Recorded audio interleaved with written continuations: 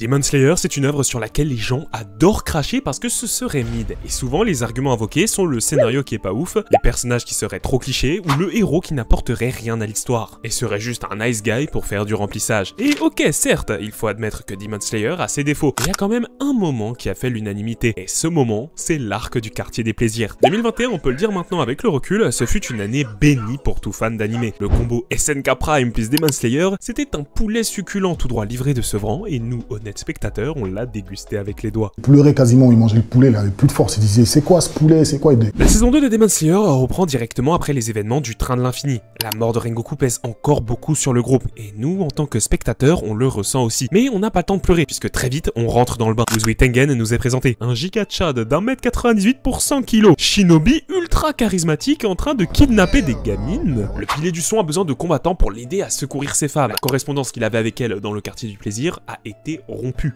Directement, notre trio s'impose et prend la place des gamines que Tengen était en train de réquisitionner. Et c'est comme ça que commence le meilleur arc de l'anime Demon Slayer. Parce qu'à un moment, il faut dire les termes. De tous les arcs en anime, pour moi, c'est vraiment le meilleur. Mais dites-moi tout de même en commentaire quel est votre préféré. On avance un peu. Arrivé dans le quartier des plaisirs, le ton est donné. Tengen, c'est un bagarreur, mais aussi un alpha Chad. Autant dire que juste avec son caractère ultra dynamique, on capte que la saison va être explosive. Juste le fait qu'une lune supérieure pourrait se cacher ici, dans un quartier aussi festif, ça nous hype en tant que spectateur. Parce que la dernière fois qu'on a vu un démon surpuissant, le héros était juste un fardeau pour le pilier. Alors ici, forcément, on s'attend à le voir évoluer. Et enfin embrasser son rôle de protagoniste. Et tout ça, ça a créé un sacré build-up. Mais il y a un truc qui cloche. L'omniprésence des couleurs rouge et orange montre que, ouais, c'est chaleureux, l'ambiance y est bonne. Mais ça rappelle aussi la tentation. Parce que rappelons qu'on est quand même dans un village de prostituées. La couleur rouge, c'est aussi le sang, la violence, la douleur, la couleur des flammes. Si on abuse de l'analyse et qu'on extrapole au max, on pouvait déduire juste avec le début de l'arc que le quartier des plaisirs allait finir totalement ruiné. Mais allons droit au but. Et non, je vais pas refaire la blague. Comme Marseille! Bon, bah je l'ai refaite. La lune supérieure d'Aki apparaît, sauf que cette fois, contrairement au combat face à Akaza, Tanjiro est en pleine possession de ses moyens. Mais surtout, il est en pur 1v1. Et dans une œuvre, le duel, c'est le moment pour le héros de prouver et de montrer tous les progrès qu'il a pu accomplir. Et c'est exactement ce qui va se passer. Bon, après ça, Tanjiro montre ce qu'il a appris et se met au niveau d'une lune supérieure. Il arrive à rivaliser et ça c'est ultra gratifiant pour nous spectateurs. On voit cet énorme œil accomplir un truc qu'il n'aurait jamais pu faire avant. Il s'est élevé au même niveau de puissance que son adversaire. Et je sais ce qu'il gagne un power-up à la Dragon Ball avec les cheveux qui changent de couleur et là par contre c'est compliqué pour Tanjiro qui se prend une sacrée claque le ramenant à la réalité. Il est trop faible. Mais on est dans Demon Slayer. Et c'est le truc que j'aime le plus dans les shonen, honnêtement. C'est quand le héros, il se repousse et va chercher au-delà de ses limites pour pouvoir vaincre son adversaire. Et donc là, Tanjiro, il pète les vaisseaux sanguins de ses yeux. Je suis expert en Demon Slayer, oui, on peut dire ça. Et encore aujourd'hui, je ne sais pas pourquoi il a fait ça. Ne me demandez pas, bref. Il invoque la puissance de son ancêtre Yoriichi et vient littéralement forcer le power-up pour pouvoir affronter Daki, qui en avait un peu rien à foutre de lui jusqu'ici. Carrément, Tanjiro cause des PTSD aux cellules de Muzan. S'ensuit alors une scène fantastique où le Kamado découpe Daki mais se prend vite une seconde claque qui le ramène encore à la réalité car il se rend compte qu'il a oublié de respirer.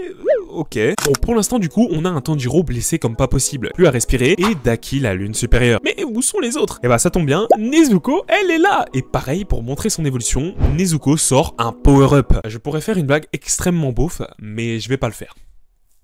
Non, je vais vraiment pas le faire, je vous laisse utiliser votre imagination en commentaire. Et là, il se passe un truc très spécial. C'est que le personnage secondaire, donc ici Nezuko, eh bah elle dépasse Tanjiro, puisque elle vient littéralement fumer Daki. Genre vraiment au point où ça en devient de la Hagra pure et dure. Ce qui fait que Nezuko s'éloigne du chemin héroïque et commence peu à peu à se transformer en véritable démon, jusqu'à même ressembler trait pour trait à ce qu'elle a juré d'éliminer aux côtés de son frère. Heureusement que Tanjiro sort du coma et arrive finalement à la ramener parmi nous en lui chantant « Allez croco ». Allez, croque. Bon, bref. De l'autre côté, Tengen a dégainé ses épées. Et quel flow! Il se dirige droit vers Tanjiro et la lune supérieure, panier de près par ses femmes retrouvées. Ah, et oui, il y a Inosuke et Zenitsu aussi. D'ailleurs, on parle pas beaucoup d'eux, alors que c'est aussi leur moment de briller, puisqu'ils étaient présents lors de la mort de Rengoku, et doivent donc prouver qu'ils peuvent vaincre une lune supérieure. En plus, Zenitsu a précédemment eu un bif avec Daki, et là, il veut vraiment l'éteindre. À deux doigts de sortir un son pour détruire Daki et le chanter au plus gros événement sportif du monde. Juste pour éteindre Drake.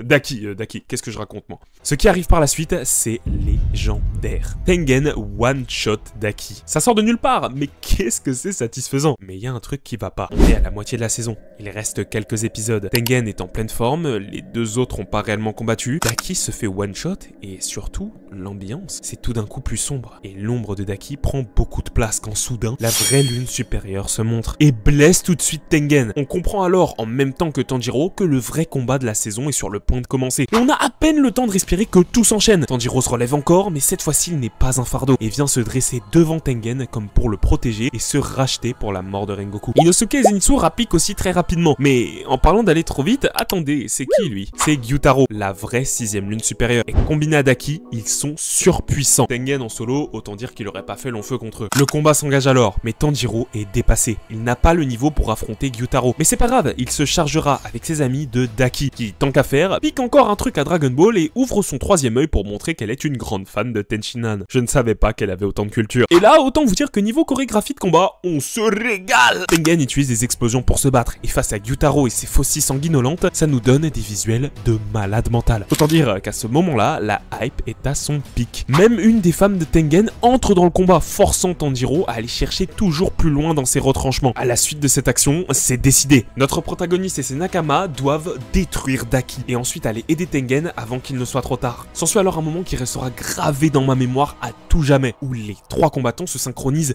parfaitement et offrent un combat qui m'a littéralement donné des frissons de hype. Au bout du compte, ils arrivent à décapiter Daki.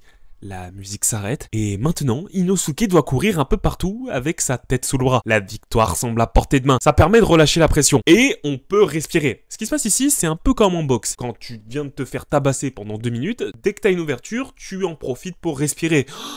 Tu relâches la pression, tu baisses un peu ta garde, et justement, c'est à ce moment-là que tu prends une patate de forain. Un missile balistique directement dans ton froid. Que dis-je? Un missile intercontinental. Et bah c'est exactement ce qui se passe ici avec Demon Slayer. Tout le monde prend le temps de respirer un coup. Et ces quelques secondes d'inattention résultent à Inosuke qui se fait mettre hors combat. Et j'insiste sur le hors combat, parce qu'ils veulent nous faire croire qu'il est mort à ce moment-là. Mais bon, voilà, mon œil quoi. Un perso du trio ne mourrait pas aussi brutalement. Quoi qu'il en soit, Inosuke est donc KO. Mais du coup, si Gyutaro est là, où est Tengen? Bah, c'est une question qu'il faut pas poser, puisque Tengen s'est juste pris une vilaine drill. Il a perdu une main et est gentiment en PLS, puisque Daki a tout fait péter. Zenitsu sauve Tanjiro in extremis. Et fin de l'épisode. Autant dire qu'à ce moment-là, j'avais envie de me foutre en l'air. Mais heureusement, j'avais attendu que toute la saison sorte pour pouvoir me mater tous les épisodes d'un coup.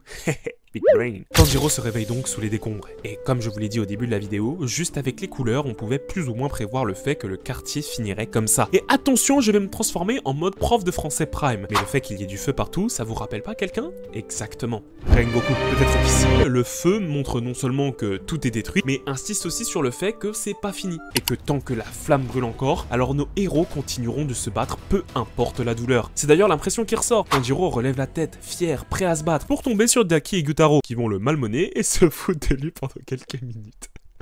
Avec du recul, c'est quand même très drôle comme scène. Scénaristiquement, on appelle ça un All is Lost. C'est le moment où le héros, t'as l'impression qu'il va perdre. Et c'est le cas d'ailleurs. Tanjiro est seul, Nezuko peut plus se battre, Zenitsu agonise, Inosuke dort, et Tengen, on sait même pas où il est. Puis soudain, on capte qu'on vient de rentrer dans le Break into 3. Le moment où on rentre en fait dans le final. Le moment où Tanjiro, le héros de l'œuvre, se relève encore et ne perd pas espoir. Il a réussi à empoisonner Gyutaro en lui balançant un kunai dans la cuisse. Il saisit cette occasion instantanément et tente de trancher la tête de Gyutaro. De nulle part, Zenitsu invoque une force mystique. Il invoque la haine suprême. Il puise dans le pouvoir de Kendrick Lamar. Il doit réussir à cancel Daki. C'est ainsi qu'il sort des décombres avec une technique encore jamais vue et s'envole ensuite dans un autre continuum, l'espace-temps avec elle. Mais ça règle pas le problème principal. Gyutaro, Tanjiro résiste et il reste la tête haute, se bat vaillamment, mais il atteint très vite sa limite.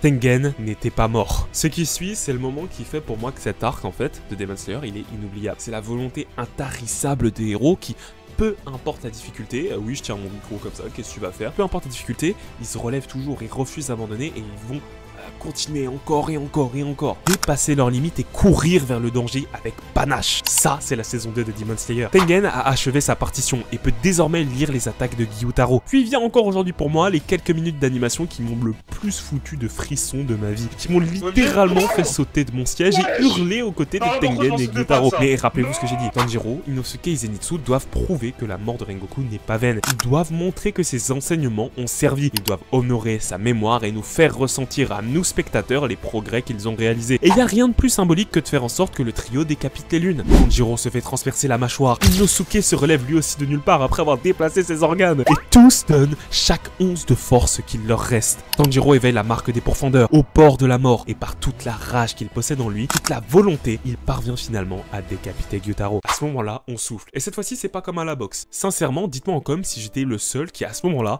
genre vraiment, j'ai repris mon souffle carrément, j'étais là, je fais... Wesh, c'est quoi cette folie?